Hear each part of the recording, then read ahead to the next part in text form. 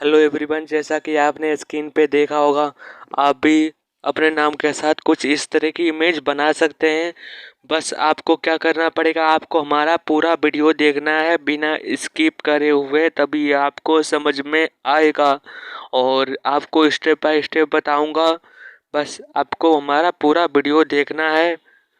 आपको अपने फ़ोन के ब्राउज़र में आ जाना है। उसके बाद आपको सर्च करना है Bing image creator.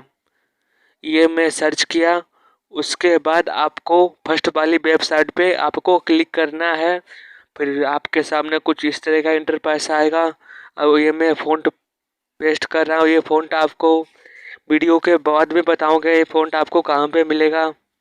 Your name की जगह पे जो भी आपका नाम है वो यहाँ पे आपको नाम अपना डालना है। उसके बाद आपको क्रिएट पे क्लिक करना है।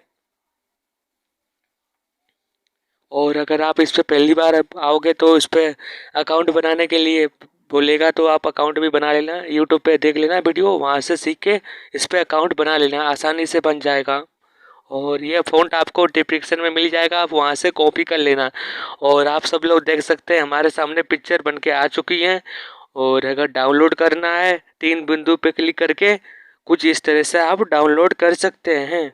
और अब हम मिलेंगे नेक्स्ट वीडियो में। जब तक के लिए जय हनुमान, जय Shri Ram, bye bye, take care everyone. मेरे प्यारे से भाई बहनों, बाय बाय एवरीवन।